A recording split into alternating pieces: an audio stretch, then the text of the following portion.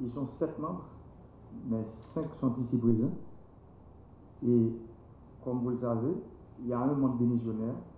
C'est justement pour vous dire que le dialogue vient de commencer à l'intérieur même de la formation du comité interhaïtien. Peuple haïtien, l'heure est grave. En tant que nation, nous avons atteint des limites qui nous affaiblissent de jour en jour, qui remettent en question notre existence en tant que peuple libre, responsable de sa destinée.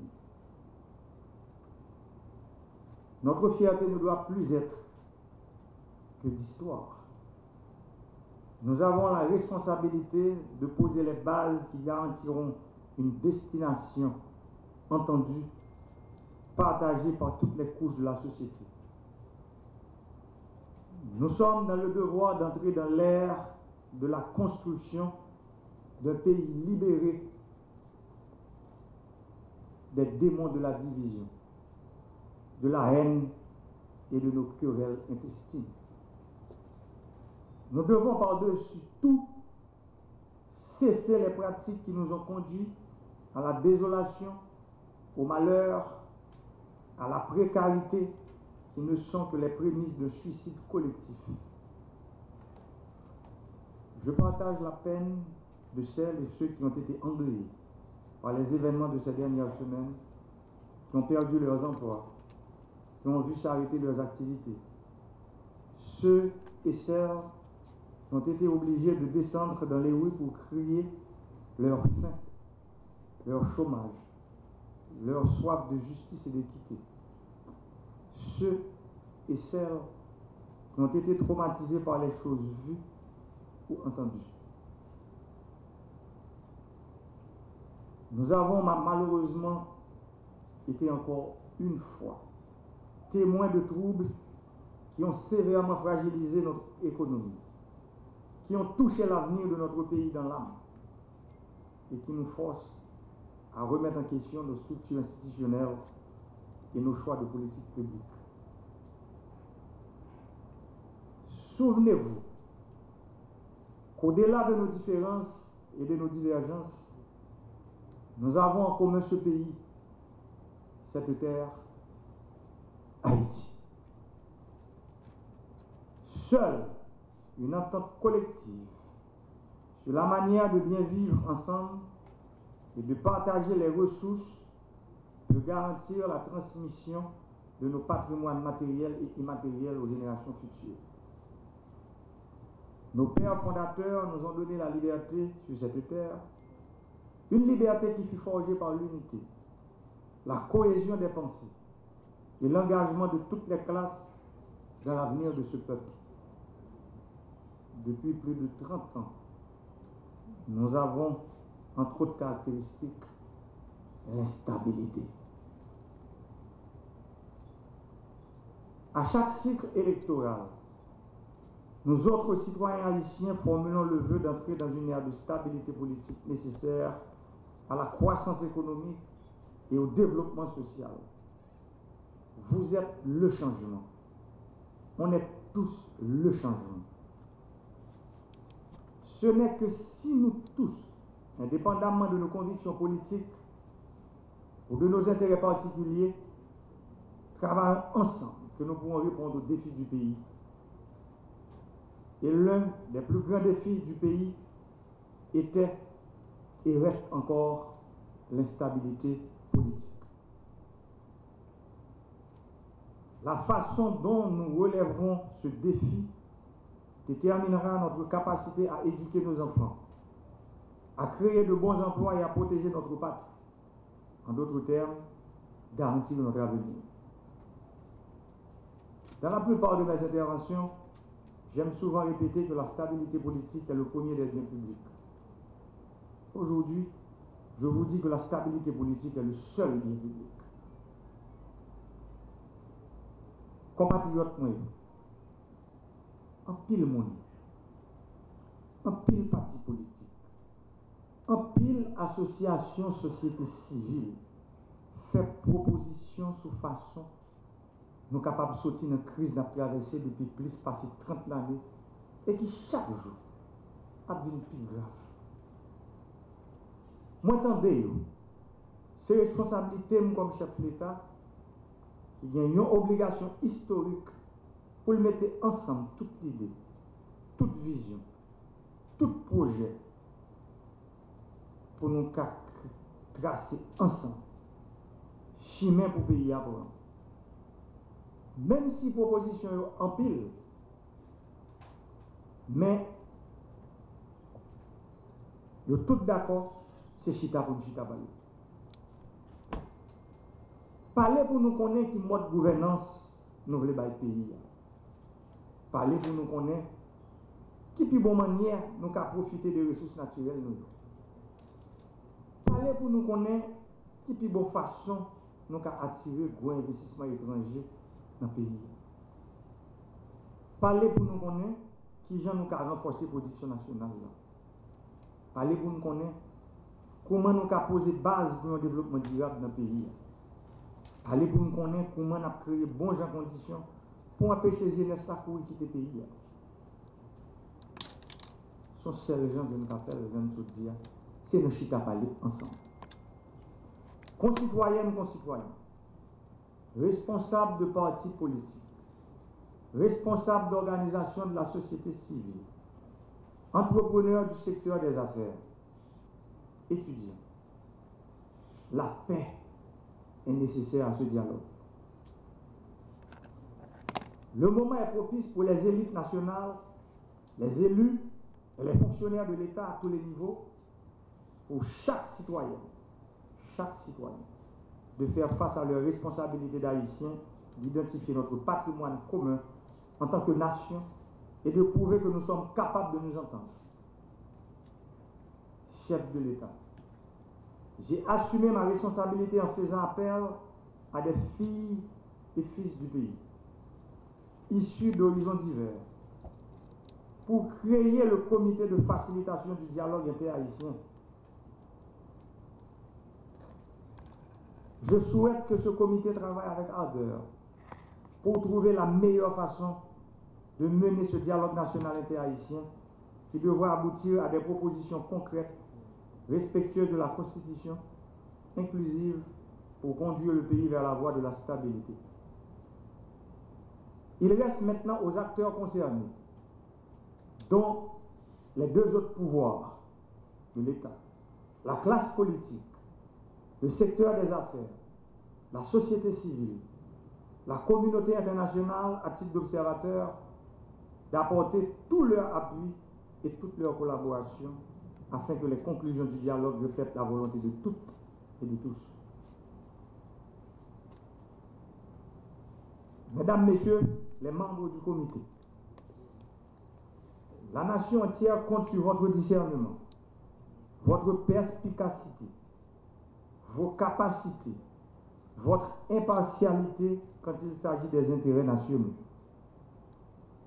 Nous sommes persuadés que vous allez faciliter ce dialogue avec détermination, patriotisme et sagesse, en mettant en premier notre cher Haïti.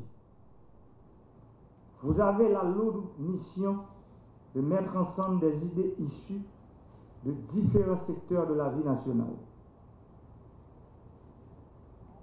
Vous avez la chance qu'elles aient tout en commun Haïti et cherchent à établir un cadre idéal dans lequel se retrouvent les intérêts de tous et de chacun. Soyez assurés de mon soutien, de ma confiance et de celle de tout le gouvernement. Haïtiennes, Haïtiens, le pays a besoin de nous toutes. Le pays a besoin de chaque grain dans nous pour le remembrer. Les ancêtres nous comprennent ça. Et c'est parce que nous avons été acmilap, esclaves ont été affranchis, qui fait aujourd'hui à nous un pays ça, que moi-même avec nous avons seul devoir pour nous sauver. Et nous devons sauver. Nous avons sauvé le pays nous Haïti, l'aime chita yon ak l'autre, l'aime parler yon ak l'autre, l'aime respecter opinion yon l'autre. N'a sauvé Haïti, l'aime nous fait bon dialogue sans force côté. Un dialogue qui fait avec sincérité, un dialogue côté tout le monde participer, un dialogue qui mettait l'intérêt collectif là en premier. Chimé démocratie avec respect maman loi pays pas facile. Mais c'est celle chimé qui a garanti nous un pays côté tout le monde a senti bien pour vivre là-dedans. Nous te prenons la rue contre grand goût, contre la vie chère, contre la corruption, contre le chômage. Nous garantissons nous que nous sommes dévoilés. Et toute décision gouvernement à prendre doit prendre intérêt nous pour soulager la calamité nous. Le gouvernement va être des voies pour continuer à prendre toute disposition pour porter solution pressée sur le problème que le peuple a traversé aujourd'hui. Frères et sœurs haïtiennes, haïtiens, quel que soit le secteur auquel vous vous identifiez, qu'il soit économique, intellectuel, politique, social ou culturel, quel que soit votre intérêt personnel, l'essentiel est de se parler, de s'asseoir pour s'écouter les uns les autres.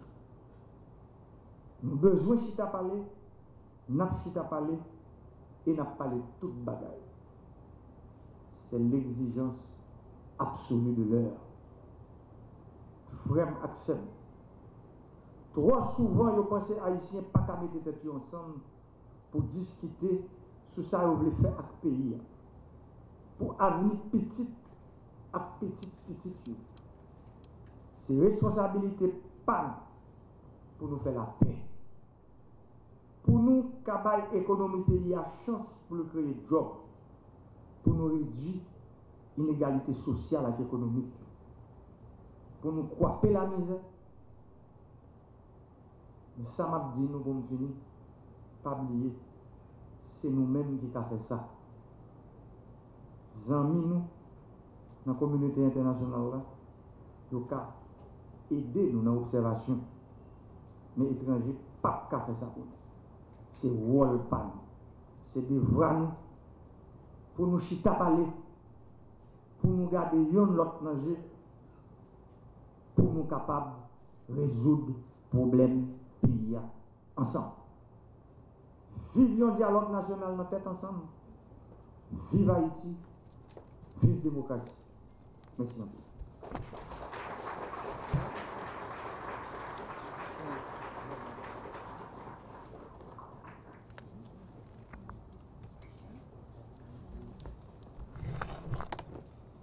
Voilà, avec mai 1803, le miracle haïtien s'est produit. Deux protagonistes, Dessalines et Pétion, qui, 3 ans avant, se livraient à une guerre fratricide et sanglante, s'étaient réunis à leur cahier pour créer un front contre l'ennemi commun, le système esclavagiste et colonialiste d'alors. Cette initiative courageuse et noble allait déboucher sur l'apothéose de 1804. Ainsi est né Haïti, notre bien commun. Malheureusement, cette union n'a duré que l'espace de 6 mois. Avec l'assassinat au Pont-Rouge du père fondateur de la patrie en 1806, et depuis, on a assisté à une superposition de 2 mondes. Minorité, majorité, égale littoral et morne. Citadins ruraux, riches ou aisés, pauvres ou misérables. Instruits, analphabètes, métiers intellectuels, métiers manuels. Civilisation de l'écriture, civilisation de l'oralité, francophone, créolophone. Régime politique civil, régime militaire direct, individualiste versus combitiste, et je passe. Une telle juxtaposition sociale réalisée dans une organisation du maintien des inégalités sociales par la domination et l'exploitation au sein du système de la société traditionnelle a duré pendant tout le 19e siècle et une bonne moitié du 20e siècle, et malheureusement perdure malgré son état moribond. Dans cet ordre d'idées, ceux d'en bas avaient un minimum de satisfaction des besoins primaires, grâce à un bonheur vivrier, suivant la bonne expression du professeur Malika. Pour mieux garantir à ceux d'en haut le maximum de satisfaction des besoins primaires, secondaires et tertiaires. À l'aube des années 80, on a commencé à assister à la mort lente de ce système traditionnel, d'où exode massif du monde rural vers les mégapoles, urbanisation anarchique des villes, démographie incontrôlable, bidonvillisation accélérée des grandes villes sans aucune infrastructure d'accueil et services de base, massification politique, exode rural et exode des boat people vers les cieux plus cléments, particulièrement des États-Unis d'Amérique. Cet éclatement va déboucher en premier lieu sur la fin d'une dictature héréditaire non performante. Et nous voilà en 1986 avec une transition qui n'en finit pas. N'est-ce pas, monsieur le journaliste Pierre-Raymond Dumas? Et depuis, nous tournons en rond autour de notre nombril. Puis, nos perpétuels cyclones de polémiques dérisoires abîment le débat politique et aggravent la fracture sociale. L'un des rares acquis démocratiques de cette transition, la liberté de la parole, la liberté d'expression, la liberté de pouvoir dialoguer, car fini est le temps de se parler par signe. Pour ces millions de bouches affamées, pour ces millions de souffrances, empruntons la voie du dialogue. Pour ces milliers de jeunes déboussolés, sans fenêtre d'opportunité, empruntons la voie du dialogue. Pour nos braves policiers, morts dans l'accomplissement de leur devoir, empruntons la voie du dialogue. Pour ces anonymes manifestants qui sont tombés dans le cadre d'une revendication populaire, empruntons la voie du dialogue. Pour ces millions de silences inaudibles, empruntons la voie du dialogue. Un dialogue national qui se doit être inclusif et sincère. La politique haïtienne ne se doit plus d'être une prime à la violence structurelle, individuelle, institutionnelle de quelque secteur qu'elle provienne. Il faut divorcer avec cette société de malentendus. Jetons bas les masques. Il faut se libérer soi-même pour accepter de dialoguer avec l'autre. Dialoguer, c'est faire preuve de tolérance, l'un des piliers de la démocratie. Lorsqu'une société traverse un moment de désarroi aussi profond, la parole politique ne peut se contenter d'être tribunicienne. Elle doit être transformatrice. Dans une république, les moyens de transformer passent inévitablement par la voie d'un dialogue constructif. Nous devons adhérer à une conscience collective citoyenne qui puisse déboucher sur la refondation d'une république plus prospère, plus solidaire, plus égalitaire et plus fraternelle, pour le triomphe du respect de la dignité humaine côté tout le monde, c'est monde. Le chef de l'exécutif nous en convie. La nation a grand soif. Le comité vous crie haut et fort, dialogue.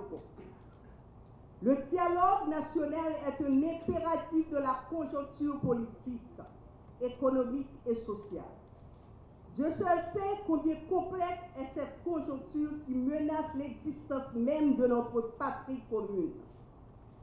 Face à une telle complexité, le comité de facilitation que nous sommes ne saurait avoir d'état d'âme. Nous vous en remercions.